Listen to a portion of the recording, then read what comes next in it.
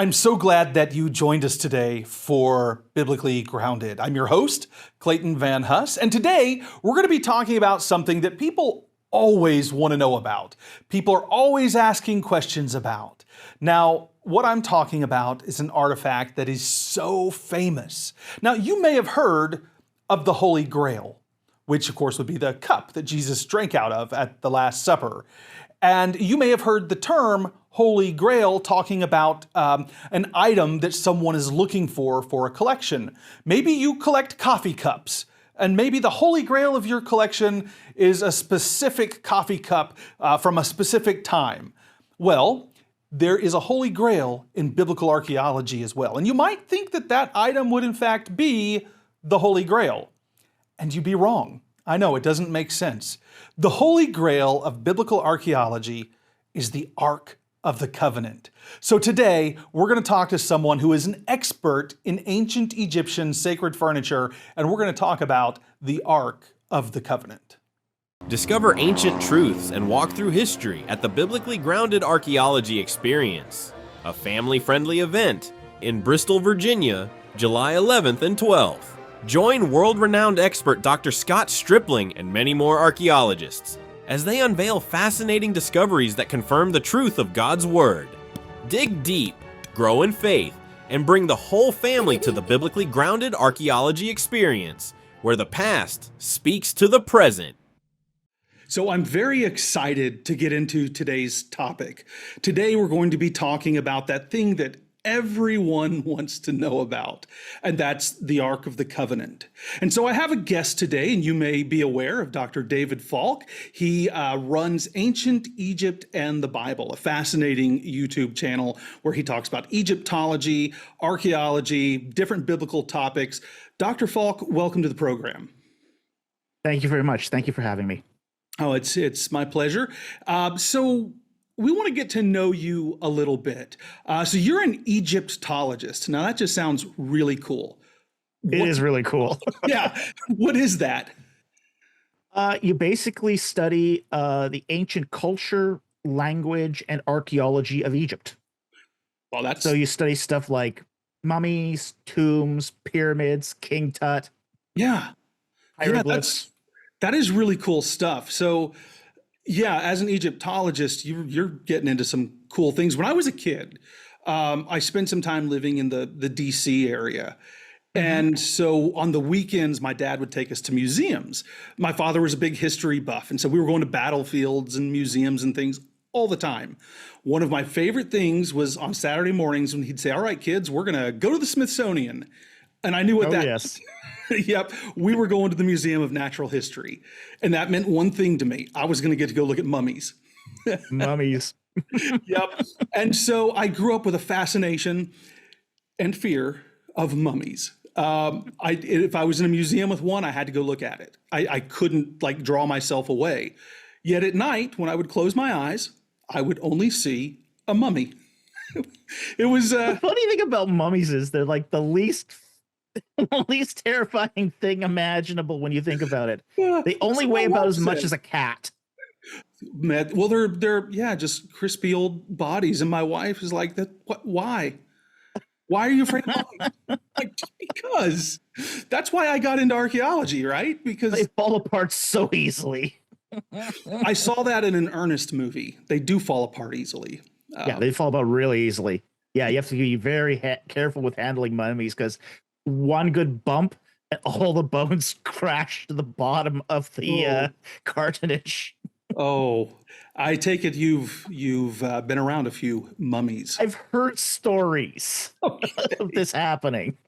Okay, I will be very careful not to bump. The mummy starts taking a less human shape and more of a beanbag shape. Oh no, yeah. Oh, that's no fun. So mummies are just a small part of Egyptology. So you're looking at different periods of history that go way back. How old is Egyptian civilization? We talk about the dynastic periods and things. The dynastic period goes to about 3000-ish BC, but Egyptian civilization is actually a lot older than that. It goes back another 5,000 years before then. Wow. There's actually three phases of Egyptian civilization that predate the dynastic period, and they're called Nagadas 1, 2, and 3. Hmm. Okay. Nagata 3 is sometimes called Dynasty 0 Right. because Yeah. this is where we find, say, the first tombs of Egyptian kings. Okay. And this is where was it Narmer who came in and kind of took the Egyptian from there into that dynastic period, or The first king of Dynasty 1 is a guy by the name of Hor-Aha. Okay. We're okay. not exactly sure. We think that Narmer was probably just before Hor-Aha. Okay. So Narmer's probably a Dynasty 0 king. Okay. Wow. That's okay. So that's some time back. Wow. This Yeah. is and so Egypt goes way back. I mean, like we're looking at were they rising at the same time as the civilizations in Mesopotamia before or after? Yeah, they seem to be parallel developments. Okay. The agriculture in, say, Mesopotamia is older than that of, say, Egypt, but Egypt catches up very, very quickly, and they contemporaneously start developing, say, writing systems at roughly the same time, Hmm. say, roughly 3,000, 3,200 BC. Wow. And that, of course, is a great advance in technology and Mm-hmm. civilization, Yep. doing great things. In fact, Yeah. in the Bible, we read about Egypt early on. We read about, say, Abraham going Yep. to Egypt. What are we looking at? What is Egypt like at the time that Abraham goes to Egypt and the patriarchs? Okay, well, when Abraham goes to Egypt, you're talking the end of the Middle Kingdom already. So Egypt had been in a society for already 1,000+ years Hmm. by the time Abraham goes to Egypt. And he enters Egypt around the middle of Dynasty 13, probably contemporary to the reign of Neferhotep I. Okay. Yeah. No, that is interesting. So the 13th dynasty, is definitely a time when the patriarchs are getting involved, or we're seeing them going Yeah. into the land, and that's when we start seeing them in Canaan and things like Yeah, that. mid 18th century BC is when Okay. we start seeing that intersection of the patriarchs with, say, Egypt. Okay. Interesting. Now, I don't want to waste a whole lot of time because I promised our viewers we were going to be talking about the Ark of the Covenant, and there's a whole lot to talk about there. I mean, Oh, tons. yeah. Absolutely tons. You have a fascinating book on the subject, the Ark of the Covenant and its Egyptian context. I know there's a subtitle as well. An illustrated journey. That's it, because the photographs that you took, Yes. they're your photographs and they're Yep. good. Yeah, this book's got a lot of. And each one of those photographs has a story. I'll bet. I read where you said that it was very hot. Oh, it was an oven. Oh, Some of those tomb photographs, I did a lot of those photographs in July and August. in Egypt in July and In August. Egypt. Oh, I'm Now so that's the lowest point of the tourist season. yeah, Okay. for good No reason. tourists are around.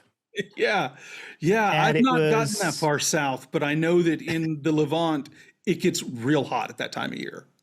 Yeah, it was about 117 degrees. Wow. Well, you Yeah. made it back. That's Made it back, yeah. My wife texted me when I was there, and she asked, "Am I frying there?" I said, "No, I'm baking." yeah. Oh yeah. That heat, that dry heat. Oh yeah, the heat, and it's brutal. Mhm. Even in the shade of those tombs, it's brutal. I am But no so tourists, so great photographs. That's true. That makes a difference. That does make a Yeah. difference. I know in Israel when well, right now we've got a war and things going on, and there are far less tourists, so you get far better pictures and things like that. Yeah, now I don't mind the occasional tourist in a photograph Yeah. because that gives you good scale size perspective. Okay, Yeah. so it's actually really useful to have one or two people in a photograph. Yeah. It's when you have a sea of people that Yeah. becomes a little less Yeah. useful. Yeah. And that's in some of these very touristy places, you deal with that. Yeah. Mm. Well, at Abu Simbel, I was the only guy there when I took those photographs at Abu Simbel. And at one point, I even got locked inside Really? because the guards had said, "Oh, there's nobody here, but let's just lock everything up." Yeah. Yeah. So I was pounding on the door for 20 minutes saying, "Hey, let me out, let me out." Oh my goodness. Yeah. I'd be looking for the mummies. I'm sorry. I don't know if I'd have made it. Okay. So the Ark of the Covenant. This is the big thing that people want to know about. In fact, I was asked a question that I'm going to ask you because everybody gets asked the question, but that's not coming to the end. I was asked a question yesterday about it. But you have written this book. You did, was it your dissertation, or there's a paper that you wrote on ritual furniture? My dissertation was on ritual furniture. Okay. All right. Yeah, that's an interesting thing because I've never heard of ritual furniture before. What is ritual furniture? Ritual furniture is the furniture that's used in ritual. Okay. But I focused on a particular type of ritual furniture, which is the type of furniture that's used in religious processions. Mm-hmm. Okay. Yeah. Now, okay, go ahead. Now, all of that dissertation was context study leading up to the writing of the book. That's the foundation. Mm-hmm. I saw that you said that all of that work had been to kind of lead towards that. So you had the Ark of the Covenant in mind early on. It was something you wanted to study. Yep. Yeah. The dissertation doesn't mention the Ark of the Covenant at all. That is it, but it was the foundation. It's the foundation. Cool. The context study. I basically tell people it's like this. Imagine you're making a movie, okay? And somebody on set takes a photograph. And then 100 years later, everyone dies off. Okay? You've lost all the records, and all you have left is the movie and the photograph. You can tell from the movie when the photograph was taken. Okay? Right. So now, imagine 3,000 years of ritual processional furniture being your movie, and the Ark of the Covenant is the snapshot. It's that image that you can go into the big picture and isolate. You can go into the big picture and figure things out. Very cool. I like that. So let's talk about it. We see a lot of chests. In your book, you have chest upon chest upon chest. Some of them have gold leaf on them. Some of them are inlaid with ivory. Some of them have poles. Some of them have feet. Some of them have round lids. Some of them have Anubis on the lids. What are these chests? They are various chests and other. I mean, it's not only chests. It's sacred barks, which are basically an elaborate kind of shrine. Some of them are thrones and palanquins, which also serve a sacred ritual function. So it's not just one type of furniture, a chest. It's a variety of furniture that served similar kinds of purposes. Okay, so what was the Ark of the Covenant then? What did it do? What purpose did it serve? It served as a kind of reliquary and a shrine. Okay, it was a shrine that kind of almost like I would say a sort of a deconstructed mishmash between a shrine and a throne. Okay. In the chest area, that would be your reliquary. That would hold the 2 tablets of the 10 Commandments. Right. Okay. But the main event was on top, the mercy seat, where you had 2 cherubim with their wings swept over the chest, facing each other, that protected an area of open sacred space between the wings of the cherubim. That's something I wanted to get into because that's somewhere that I've actually done a lot of study, written some things on sacred space. Cherubim the imagery within the Holy of Holies. These were things I worked on in seminary that I want to do things with in the future. And that was something I was excited to find in your book. The sacred space above the mercy seat. What is a sacred space? Okay. In the ancient view of temple rituals, space was divided into sort of two broad categories: the sacred and the profane. Okay. Sacred is a sacred space is the kind of space that a divine entity would be comfortable living in. So it's ritually pure, it's been cleansed, it's been purified, impurities have been stricken out of it. Anything outside of the sort of the liminal boundary of that sacred space would be profane.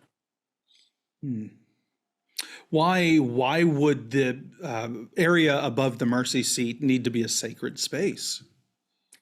Because it was believed back then that if it wasn't sacred, the god would flee and become vengeful. Okay? Because you're not treating the god right. Normally, between the wings of, say, cherubim, ancient cultures would put an idol. Right, like the birth of Horus, that's sort of a... Well, Amun-Re, like, for example, at the sacred barks at Luxor Temple, there's examples of cherubim-like figures with their wings stretched forward, and in the center is the image of Amun-Re. And he is basking in that sacred space. The ancient world saw gods as capricious, dangerous, and could take flight easily if they were, say, not treated right. So it's kind of like this. If you want, I mean, we make our homes kind of like comfortable places. We adjust the temperature, we adjust the humidity. You know, we keep things really nice in our homes. Sacred space is like a home for a god. Right. So you want it to be attractive and open and a place where they want to be. Yeah, exactly. Okay. And if they don't get that, they get spiteful. Right. And you definitely don't want to make a god angry. No. Especially not if your god is the god who just proved himself against a whole bunch of other gods, right? So what was the design of the Ark of the Covenant? We see pictures of it all over. How close are we with those? Are we accurate, like Indiana Jones, that sort of thing? Are we not that accurate most of the time? Yeah. Probably the one thing I think people screw up most when it comes to reconstructions of the Ark is the placement of the poles. Yes. Okay. I was going to ask you about that because you have a whole cool section on the poles. Tell us about the poles, because we read, and if you don't mind me setting up a little, they're not supposed to remove the poles, yet in our English translations we see they're removing them. What's going on here? All right, that's a violation. The poles can be removed, but they should never be removed. Okay. And that's one of the things that Nadab and Abihu are punished for, is the removal of the poles. That and the strange fire. It's a double offense. Right. Yeah. Yeah. They definitely. That's a harsh one to look at. But God is holy. In reconstructions, people tend to put the poles high up on the ark when they should actually be at the feet. Oh, okay. So they're at the feet. They're underneath. Underneath, usually. Oh, that's really interesting. So when the Israelites carried the Ark of the Covenant around, there's something I got to know, and I want to hear what you think about this. Which way did the chest face? We see a lot of times the Ark of the Covenant's longer than it is wide, and we see the poles coming out of the long ends. Did it come out of those ends, or did it come off the shorter ends? The poles would have come off the shorter ends. Okay. Okay, so it would have been carried longwise. Okay, so you have then the two cherubim with their wings like this as the ark is moving forward. And also Yeah. we read when it's in the Holy of Holies, with the poles are coming up against the curtains, right? Yes. Hmm. Yes. Now that makes a lot of sense. Do we have parallels of this in Egyptian material culture? Oh, lots of them. Lots of them. What are we looking at there? We're looking at chests that were used as sometimes as proxy idols. We have chests that were used as shrines that were used to hold divinities, statues of deities. We have sacred barks that were even taken on procession all over the place so that the god could leave his temple and mingle around the people. And the gods of Egypt would take questions from the people as they passed by and shake one way for yes, another way for no. Hmm. So kind of it was a way for the god to intermingle with his worshipers. Yeah. Okay. So kind of a Pope mobile sort of thing going on here with. Yeah, it's a portable temple. Oh. It's these barks and shrines were portable temples. No, that is really interesting. Brings the deity out. So think of it like this. It's like a space capsule. You know, you're not shooting astronauts into space. You know, they are in a space capsule where they have oxygen and food and all that. And they can go out into space and then they can come back to Earth. It's kind of the same thing. They're interacting in the profane. Mm-hmm. These sacred barks are going out into profane space, interacting with people, and they're coming back into their temples. You know what? We've got about a minute left, and I really feel like we've just, I don't even know if we've scratched the surface. We've just kind of jumped onto some really cool stuff. Maybe in the future we can talk a little more about this. But I did promise that we would ask a question that everybody asks.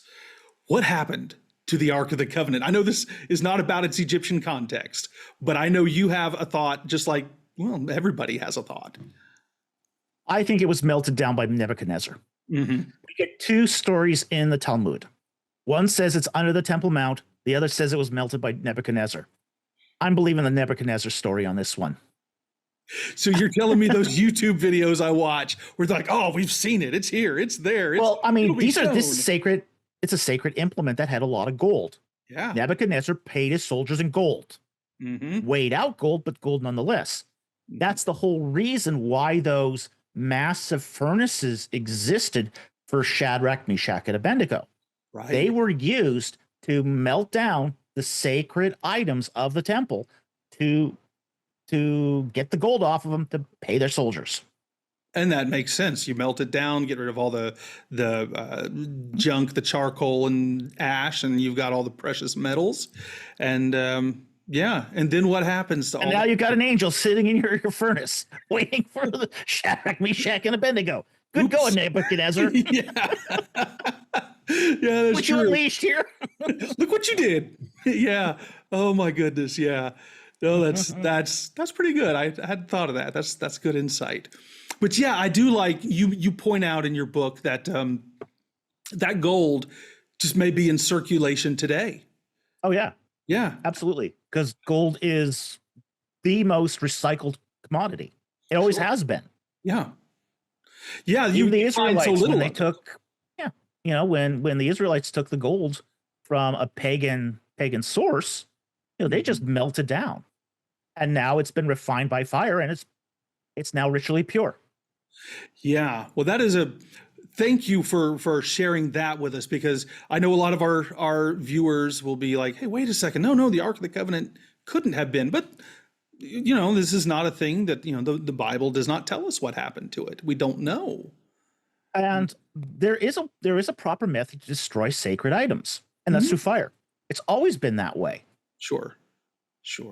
Fire purifies. It does.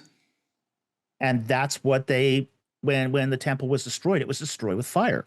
It was a kind of purification process. Right. No, that is fascinating. And the whole thing, I do want to talk to you maybe in the future some more on this topic. Sure. Dr. Falk, thank you so much for joining us today. My pleasure. Great. Discover ancient truths and walk through history at the Biblically Grounded Archaeology Experience, a family-friendly event in Bristol, Virginia, July 11th and 12th. Join world-renowned expert Dr. Scott Stripling and many more archaeologists as they unveil fascinating discoveries that confirm the truth of God's Word. Dig deep, grow in faith, and bring the whole family to the biblically grounded archaeology experience, where the past speaks to the present. I hope that you enjoyed our talk with Dr. David Falk about the Ark of the Covenant. Now, this was only intended to be a one episode, and then we were going to be done. But there is so much to talk about that we decided to go ahead and film a second episode. So next week, we will continue our discussion about the Ark of the Covenant and get a little more into some of the more specific things about it. And even then, we're just going to be scratching the surface. So until then, I'm glad that you joined us, and we're looking forward to seeing you again next week.